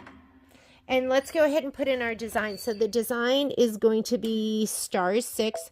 So let's go to my pocket. I have it in my upper USB now. I'm just switching things up. Quilting through the seasons, background quilting, star 6. And the design I want is 6x6 right here. And let's go ahead and set it. I'm also going to choose my hoop size. I'm using the 7x12 now, right here. And I'm going to say, okay. Oh, wait. Oh, yeah, that's right. But guess what? I'm down at the bottom. So I'm not on the top anymore. And I'm going to put taffy in because the color I used before. Fluff your fabric. I'm putting my hoop on, but make sure you fluff your fabric because I have other hoopings on here. You want to make sure that doesn't flip under. Okay, so I had started this before and I had done it with brown, but I'm going to use a different color now so I can see it. So I'm going to just use taffy, and that way I can make sure. And why don't we go ahead and I'm just going to scoot this down to the bottom of the hoop. We're going to go down to the bottom because this was the very end, so I can't scoot it up because I have a design up there. We're going to scoot it down. So right here, we're going to go edit, move. Let's move it all the way down. Whoop. We're on our main edit page, so it's letting me do that. I'm just going to say okay. Embroidery to take me to my layout page, and now it won't let me move it outside of my embroidery field. There we go. Okay. All right. So let's go ahead and this is placement stitch for your batting. My batting's already cut, so I'm going to give my batting a little shot of spray, and I'm doing this in a different color so I don't confuse it with what I did before when I was confused in my head. I was so confused. I didn't know what I was doing.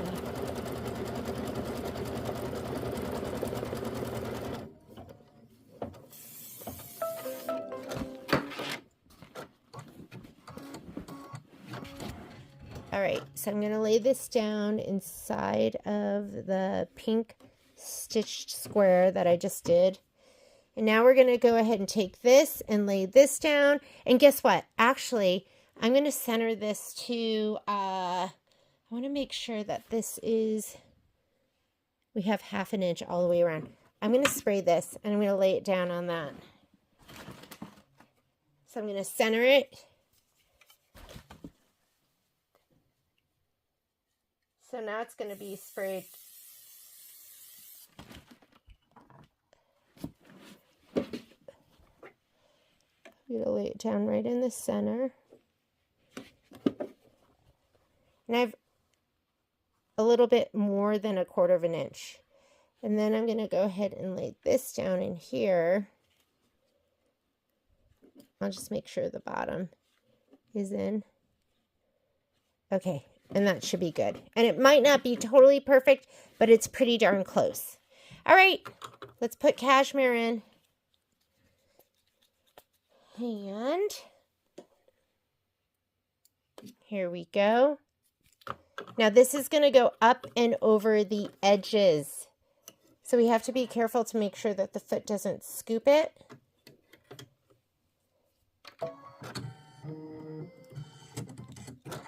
And we're going to skip some steps. So the next step, and let's go okay. We're going to go down here. We can go forward and backward stitches. That's tack down for the batting. Don't need that. That's placement stitch. We already laid our fabric down. That is your tack down, and it's going to go way around that or right on the edge, so we're not going to do that either. We're going to do the quilting stitches. Here we go. But we're going to watch it when it goes up and over the edges. I haven't done this one, so let's see if this one does scary stuff. And it might just be fine.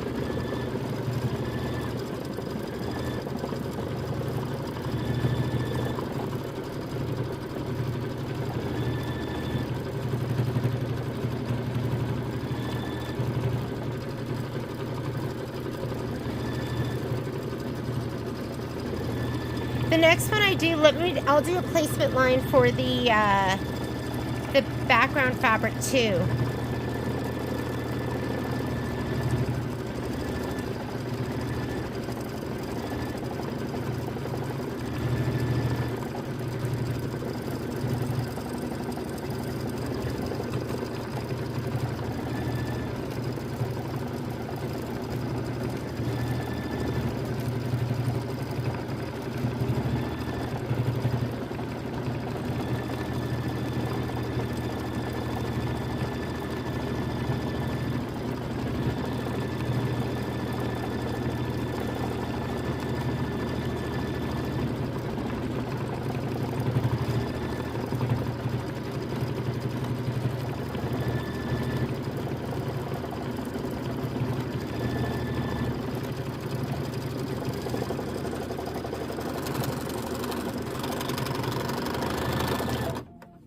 Okay, let me cut that because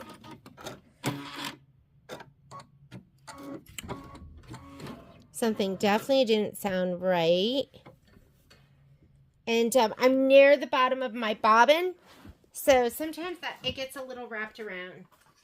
Let's go ahead, let me trim this really quickly. I'm going to grab a bobbin to be proactive. Let's see. The other thing I'm going to do is grab my upper thread. Sometimes it'll get a little twist in it. And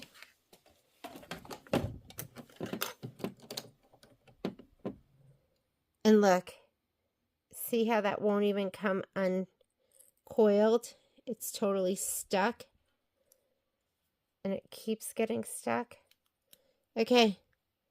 I don't know if you can see that, but it is not coming undone. All right, trust your mama ears. I'm going to get rid of that bobbin.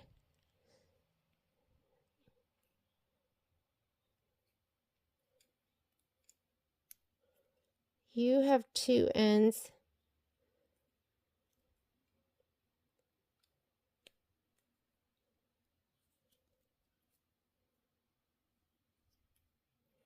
Am I striking out with my bobbin today?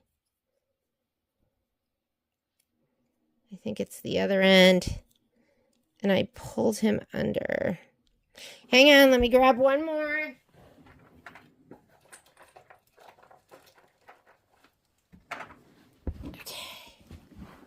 Okay, which end is it gonna be?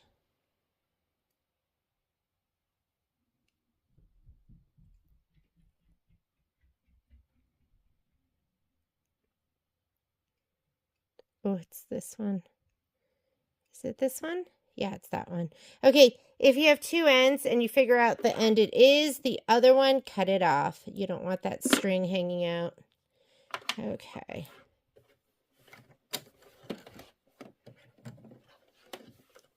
Every once in a while, you'll get a problem bobbin. That was me just now. All right. Fluff your fabric. Make sure it doesn't get turned under. I'm going to go back 10 stitches.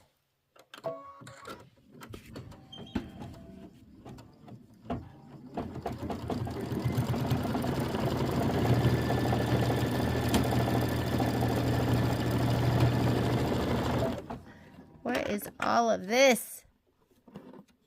Okay, here we go.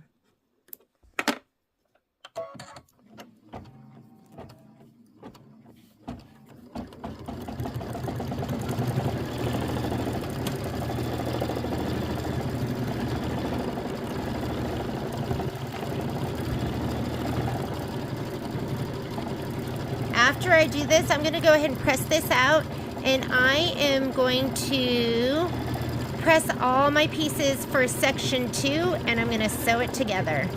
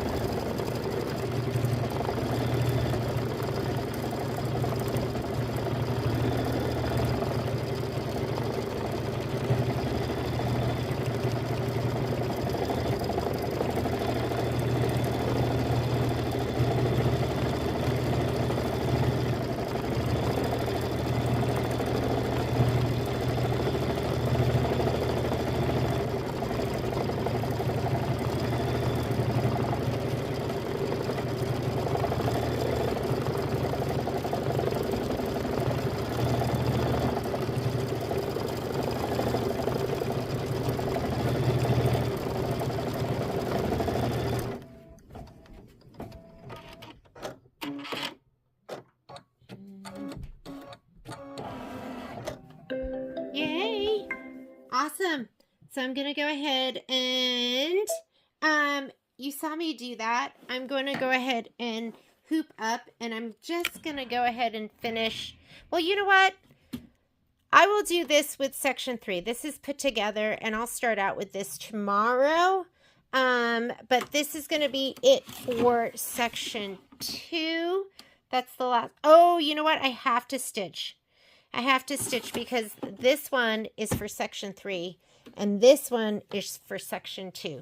So should have done it in the different order. Let me go ahead and rehoop. I'm going to rehoop and then we're going to do the one for section 2. Okay, I'm going to go ahead and rehoop.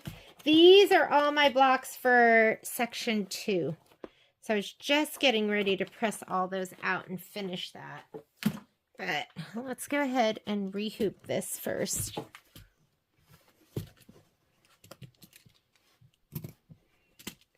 I told myself this morning, I was like, okay, I'm going to get up early and I'm going to stitch. And then I ended up getting up, and then Violet and I went for a walk with the dogs. And then she asked me to take her shopping because she just got this wonderful internship, but she needs business casual. And she has a couple of things that are like that she used to wear to speech and debate. But really, she had like 2 outfits. So, and my child does not like to go shopping. Okay, so let me go ahead and hoop this up again. So, I love shopping with my kids. So, it was just really fun because she needed to get stuff. She's got her own little style, and I love that.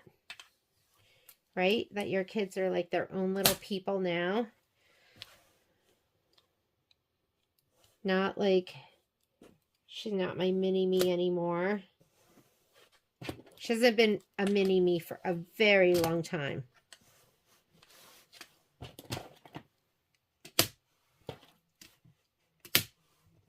Okay, hooped and ready to go. I'm going to put the other one right here at the very top. This is going to be square 1 for section 2.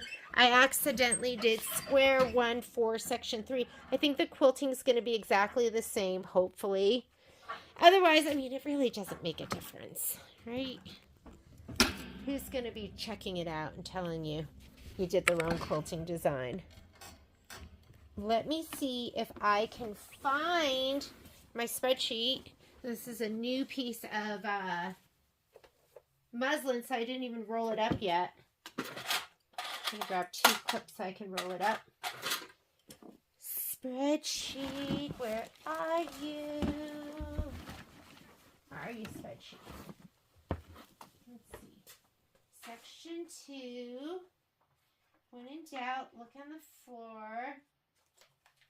I'm pretty sure it's star 6 again. I don't see my spreadsheet. I'm just going to do star 6 again. Let me look for it one more time. Oh, there you are. Okay, section 3. This quilted. Okay, right here. Square 2. Quilting the square. That's what that means. Quilting the square. Star 6. Same thing. And color is the same too. So we do not have to do anything except we are going to move this to the top of the page. So you have to be at stitch 0 to do that. I'm going to go okay, move, and now I'm going to bump them all the way up to the top.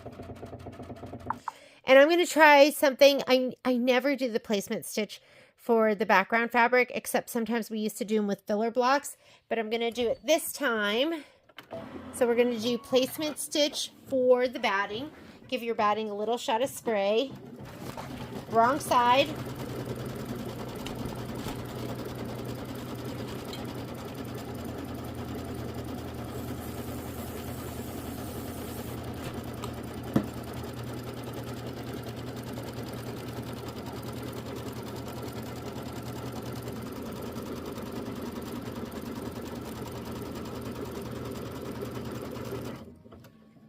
Lay this down right inside of the batting. Oop.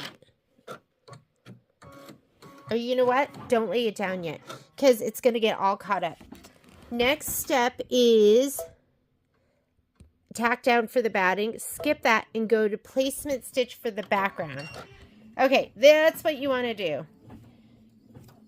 don't put the batting down because the foot's going to get all caught underneath the batting when it goes around.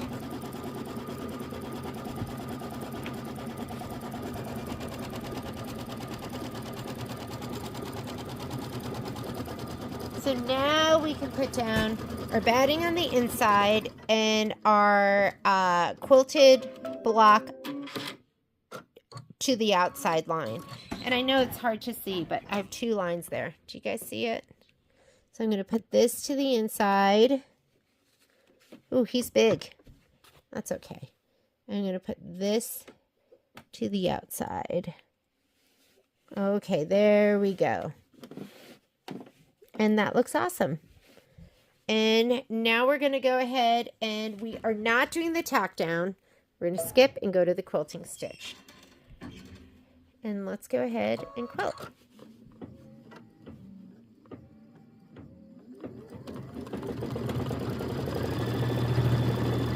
And I would just pay attention just to make sure nothing gets caught.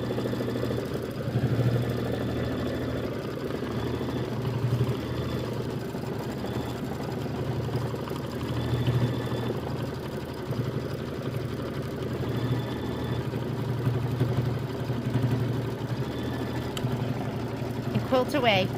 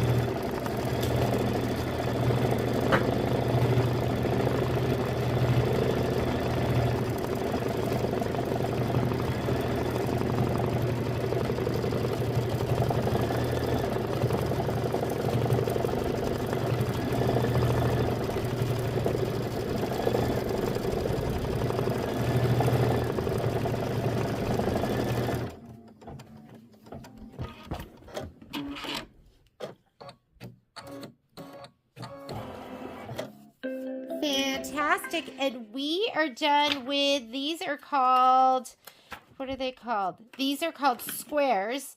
And these are from section 2 and 3. And I will be back to complete section 2 in just a minute. If you like the videos, please subscribe and like. And I will see you in a little bit. Bye.